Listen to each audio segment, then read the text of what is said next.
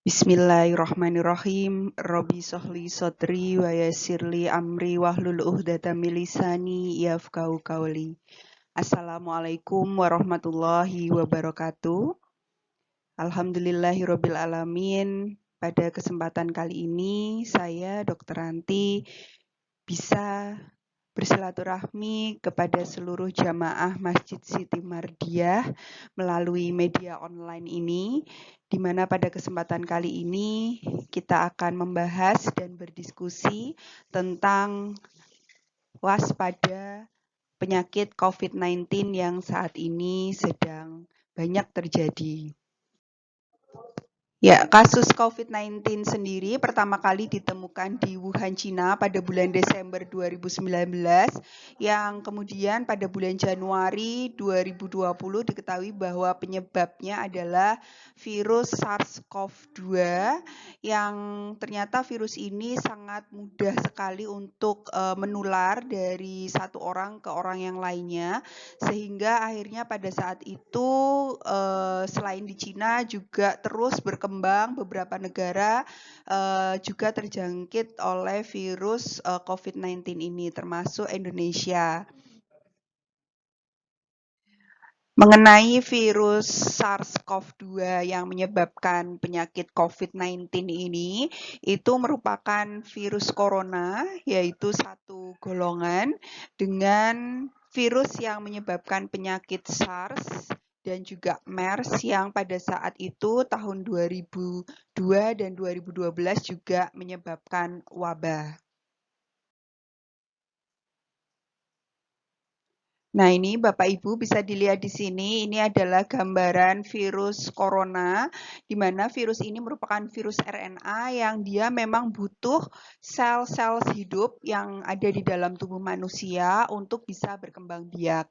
Di mana virus ini dia akan masuk ke dalam saluran pernafasan kita, ya, bisa melalui hidung ataupun melalui mulut, yang kemudian nanti akan masuk melalui tenggorokan dan akan menginfeksi daerah paru-paru kita. Virus corona sendiri sebenarnya dia ada di dalam hewan, di mana penularannya pada waktu itu dari hewan ke hewan. Kemudian karena virus itu terus bereplikasi dan berkembang biak serta bermutasi, maka dia akhirnya bisa menular dari hewan ke manusia. Dan sekarang saat ini yang seperti kita tahu, virus ini bisa menular dari manusia ke manusia. Nah, bagaimana cara penularan virus tersebut? Yaitu apabila seseorang yang sudah terkena infeksi dari virus corona, kemudian dia batuk atau bersin dan mengeluarkan percikan dahak atau percikan bersin, maka droplet tersebut akan dihirup atau masuk ke dalam tubuh manusia yang sehat. Sehingga akhirnya manusia yang sehat pun juga akhirnya akan terkena infeksi. Di mana waktu yang dibutuhkan dari mulai masuknya virus sampai dengan munculnya gejala yaitu sekitar 14 hari. Oleh karena itu, mengapa pada orang-orang yang memang dicurigai memiliki kontak dengan pasien yang sudah positif corona, maka dia harus mengisolasi diri selama 14 hari. Nah, gejalanya seperti apa yang bisa dirasakan oleh orang yang memang sudah terinfeksi oleh virus corona? Sebenarnya ini gejalanya juga tidak begitu spesifik, karena gejalanya mirip sekali dengan gejala influenza, yaitu berupa demam, batuk, dan juga sesak nafas. Akan tetapi pada kasus corona ini dia progresivitas atau perburukan gejalanya itu akan sangat cepat, sehingga pada orang-orang yang memang sudah terinfeksi virus corona, kemudian 14 hari kemudian atau kurang dari 14 hari itu sudah menunjukkan gejala, ini harus kita observasi atau harus dilihat ya secara seksama bagaimana perkembangan dari penyakitnya agar tidak sampai ke dalam kondisi gagal nafas seperti itu. Nah, untuk gejala dari COVID-19 ini bisa dari ringan sampai dengan gejala yang berat, terutama untuk orang-orang yang memang dia punya riwayat penyakit sebelumnya, seperti pada pasien yang memiliki riwayat hipertensi, diabetes, penyakit jantung, atau penyakit pernafasan lainnya, dan juga penyakit kanker. Sehingga pada orang-orang yang memang memiliki faktor resiko lebih besar untuk bisa terinfeksi dan gejalanya juga berat, maka diharapkan bisa lebih berhati-hati agar bisa menjaga kesehatannya sehingga tidak terpapar oleh virus corona. Nah, untuk kepastian bahwa seseorang itu terkena virus corona atau tidak, maka bisa dilakukan tes diagnostik dengan menggunakan teknik PCR.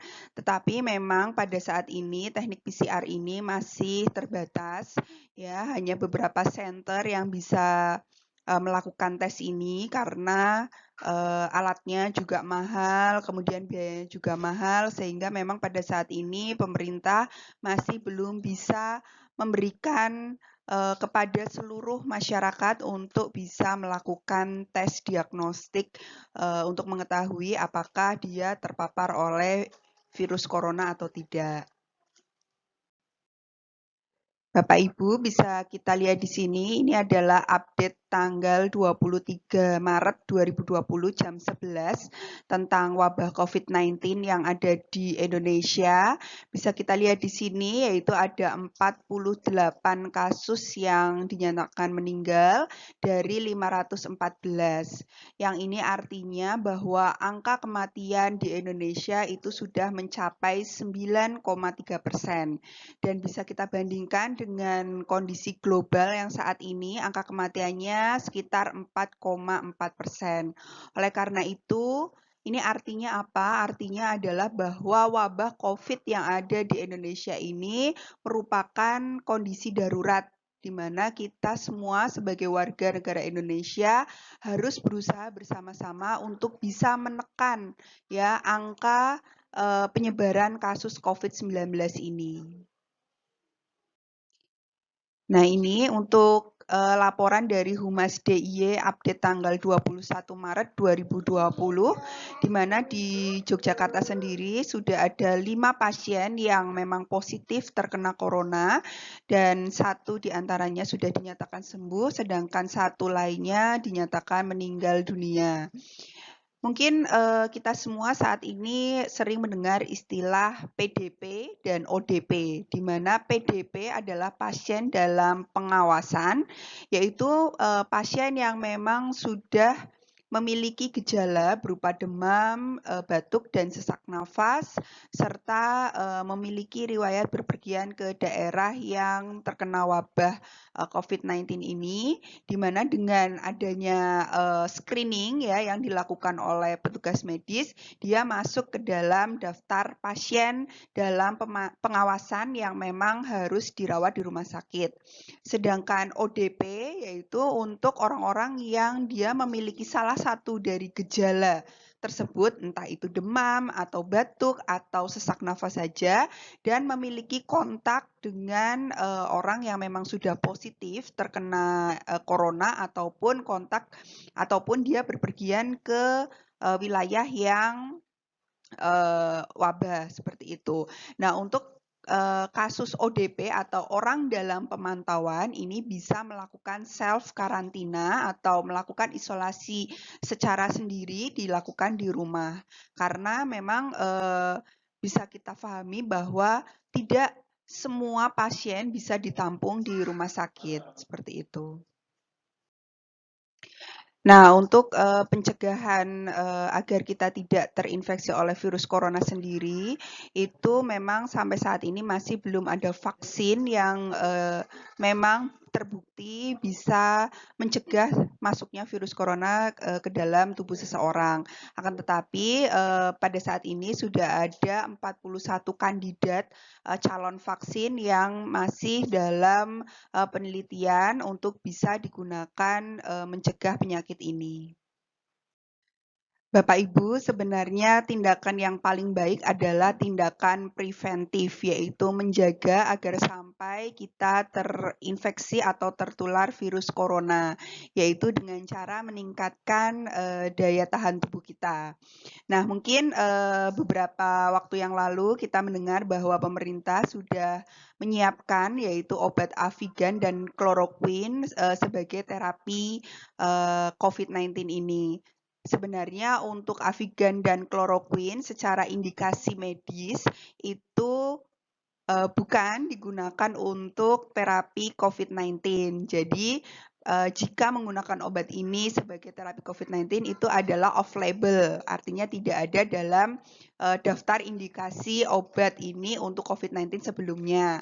Tetapi kenapa kita bisa menggunakan obat ini? Yaitu karena berdasarkan pengalaman dari negara-negara yang terjangkit wabah COVID-19 sebelum kita dengan menggunakan terapi ini akan memperbaiki gejala dari pasien dan memberikan tingkat kesembuhan yang cukup baik.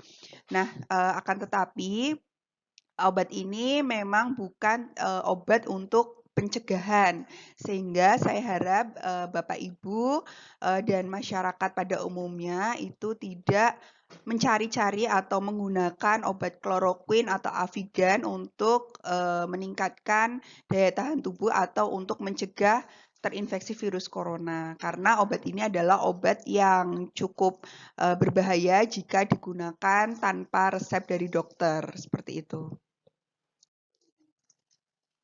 Nah, kemudian untuk terjadinya suatu penyakit atau pandemi di suatu daerah itu tergantung dari patogen atau dalam hal ini yaitu virus COVID-19, kemudian lingkungan dan juga host atau dalam hal ini yaitu kita sebagai manusia. Apabila kita memiliki sistem imun yang kuat, tetapi mungkin virusnya ini sangat patogen atau sangat ganas, kemudian lingkungan juga banyak yang terkena oleh infeksi virus tersebut, maka seseorang yang sistem imunnya kuat lama-lama juga bisa akan tumbang atau akan menurun sistem kekebalan tubuhnya. Oleh karena itu, mengapa kita harus menjaga agar lingkungan kita ini menjadi lingkungan yang sehat, sehingga nanti patogennya juga bisa dieradikasi atau bisa diminimalkan, seperti itu. Nah, untuk bisa memberikan lingkungan yang mendukung agar penyakit itu bisa ditekan ya angka penularannya, maka pada saat di Cina mereka melakukan lockdown, artinya yaitu dia menutup semua akses untuk bisa masuk ke daerah tersebut. Jadi orang yang sudah ada di dalam daerah tersebut tidak bisa keluar, orang yang di luar tidak bisa masuk ke dalam daerah tersebut. Hingga saat ini pemerintah Indonesia memang belum memberlakukan sistem lockdown untuk mengurangi penularan, tetapi pemerintah menghimbau agar seluruh warganya melakukan social distancing. Apa itu social distancing? Yaitu membatasi jarak ya antar satu orang dengan orang yang lain, di mana seandainya seseorang itu tidak ada kepentingan yang sangat mendesak, maka bisa berdiam diri di rumah saja ya, ataupun jika memang terpaksa harus melakukan aktivitas di luar rumah, maka harus saling menjaga jarak antar satu orang dengan orang yang lain, yaitu minimal 2 meter, tidak melakukan kontak secara langsung seperti berjabat tangan ya, dan juga menghindari tempat-tempat yang ramai. Oleh karena itu, tindakan social distancing ini sangat perlu mendapatkan dukungan dari seluruh warga negara Indonesia ya agar apa? Agar penyebaran virus COVID-19 ini tidak semakin menjadi-jadi, sehingga kita bisa menekan ya angka kejadian penyakit COVID-19 ini di negara Indonesia. Dan harapannya dengan semakin kita cepat dan semakin kita menaati aturan untuk melakukan social distancing, maka kondisi kita akan semakin lebih baik lagi. Ini adalah pentingnya social distancing jika dilihat dari kurva ini. Jadi ini garis horizontal ini adalah menunjukkan kapasitas atau kemampuan rumah sakit dalam menangani kasus COVID-19 ini. Nah, jika kita tidak melakukan social distancing, maka angka kejadian penyakit COVID-19 ini akan terus tinggi ya, sampai melebihi kemampuan atau melebihi kapasitas dari kemampuan rumah sakit yang ada di Indonesia. Dan ini akan sangat berbahaya sekali karena akan banyak lagi korban ya yang mungkin bisa sampai meninggal dunia karena tidak tertangani dengan baik. Oleh karena itu kita harus melakukan social distancing ya agar kurva yang tadinya meningkat ini dia bisa landai sehingga kalaupun seseorang itu terinfeksi oleh COVID-19 maka kapasitas atau kemampuan rumah sakit untuk menghandle pasien-pasien tersebut masih bisa dilakukan sehingga semua pasien bisa tertangani dengan baik. Nah, selain melakukan social distancing, kita juga harus menerapkan PHBS, perilaku hidup bersih dan sehat. Di antaranya yaitu dengan mengatur pola makan, ya, dengan makan makanan yang bergizi, banyak mengandung protein, ya, baik itu protein hewani seperti ikan, susu, telur, daging, ataupun protein nabati, tahu, tempe, ya, dan dimasak dengan matang. Kemudian olahraga secara teratur. Nah, untuk menggalakkan social distancing juga, maka kita bisa berolahraga sendiri di rumah minimal 15 menit sehari. Kemudian melakukan cuci tangan yang benar, yaitu dengan menggunakan sabun ataupun hand sanitizer jika memang terpaksa tidak ada sabun dan air, sesering mungkin.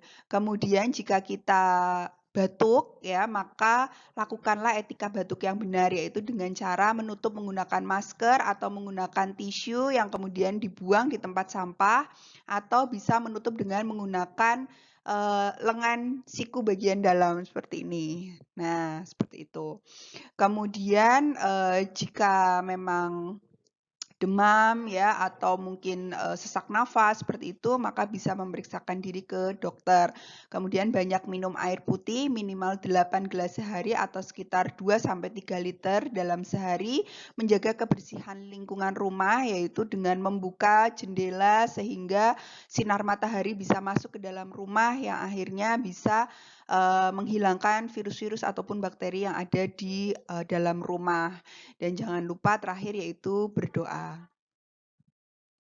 Nah, ini adalah cara menggunakan masker yang benar. Jadi memang saat ini masker sangat dibutuhkan oleh tenaga medis sehingga harapannya masyarakat juga bisa menggunakan masker dengan bijaksana, yaitu apabila ada yang sakit, batuk, ataupun demam, ataupun sesak nafas, maka bisa memproteksi diri dengan menggunakan masker. Nah, ini cara cuci tangan yang benar, yaitu dengan 6 langkah. Nanti mungkin bisa dicari di YouTube. Bapak Ibu, itu tadi mungkin yang bisa saya sampaikan. Mudah-mudahan dengan kita berikhtiar, dengan melakukan social distancing dan melakukan perilaku hidup bersih dan sehat, kita semua bisa menjaga diri kita masing-masing agar tidak tertular virus corona, sehingga mudah-mudahan nanti kita semua bisa dalam keadaan yang sehat walafiat. Dan mudah-mudahan wabah ini segera berlalu sehingga nanti pada saat bulan Ramadan kita bisa melakukan ibadah lagi bersama-sama dalam kondisi yang lebih nyaman lagi. Terima kasih. Nah, ini beberapa web yang mungkin bisa diakses jika Bapak Ibu menginginkan informasi yang update dan yang benar mengenai virus COVID-19, bisa dicek sendiri. Demikian yang bisa saya sampaikan. Terima kasih atas perhatiannya. Jazakillah khairan kasir. Wassalamualaikum warahmatullahi wabarakatuh.